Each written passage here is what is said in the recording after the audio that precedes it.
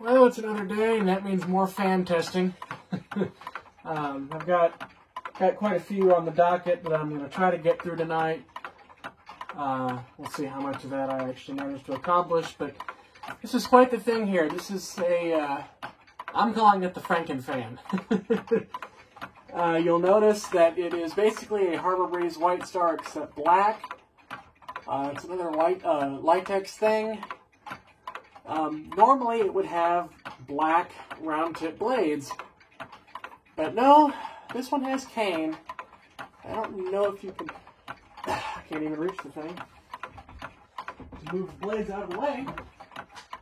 Put the stool here to solve that problem. I don't know if you'll even be able to see. No, but it's got an antique brass CEC close mount canopy on it. So, what the hell, right? Well, I'll tell you.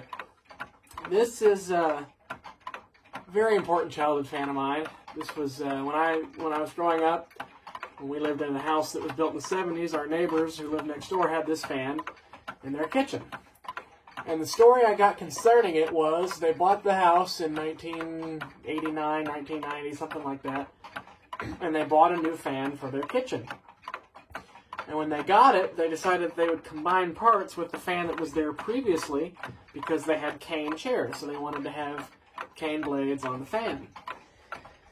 So that's what they did, and I also remember them telling me that the old fan with parts from the new fan ended up going to their deer lease out in the middle of nowhere, West Texas, where I believe it still is to this very day. So I don't know what that old fan was, but based on the parts that were used on this, I'm guessing it was probably a CEC Newport or something that was, probably pretty new when they would have moved into that house.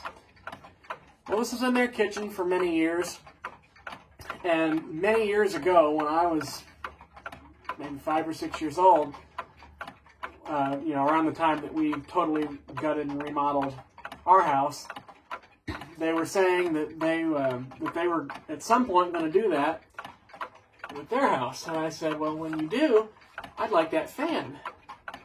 And they said, well, if we ever take it down, you can have it. Well, 15 years later, a couple months ago, I got the call that, hey, we're finally getting around to doing that renovation project. We just took the fan down. You can have it if you still want it. And luckily, I just happened to be right down the street at the time. I was actually visiting a relative who still lives in that very same neighborhood.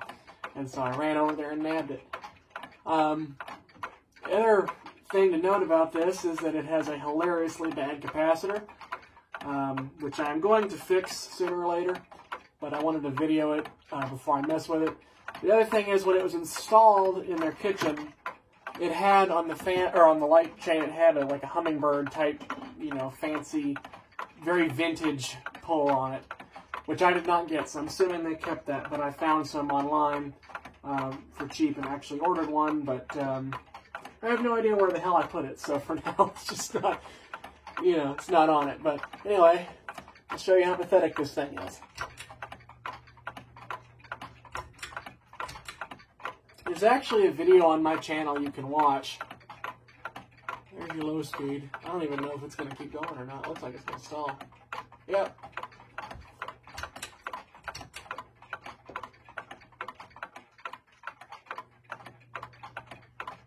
Okay, well, we'll go to medium then.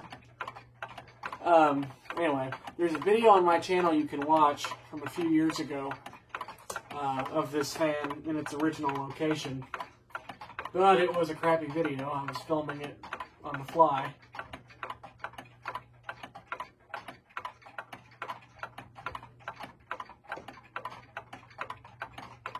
I better wrap this video up quick. It's going to be clock chiming palooza before too long. We're coming up to midnight. Anyway, there's your high speed, which is more like a low speed, but it's what it was always on when I was a kid. Capacitor's been like this for as long as I can remember. This is how it's always performed. This is how they would have it running, and it ran pretty much day in, day out.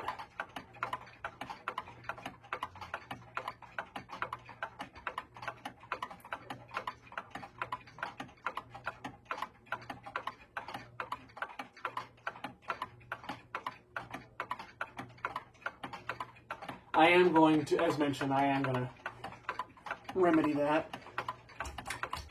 Okay, not yet. We'll watch it spin down. The bearings are okay.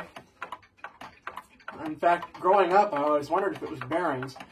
What I really wondered is if it was on some kind of a dimmer switch or something. But as I got older, I realized that it was a single pole light switch that controlled both the fan and the light. And there were no other switches anywhere near it, and nothing else would make sense to control it. So then I realized it was either capacitor or bearings, and then when I got it and started messing with it, I was like, okay, it's the capacitor. Although it did stop pretty quick. But it does spin freely. We'll give you a 0 to high, which is going to be pretty wimpy. And it was that slow off the ground to start from day one to, you know, as far back as I can remember.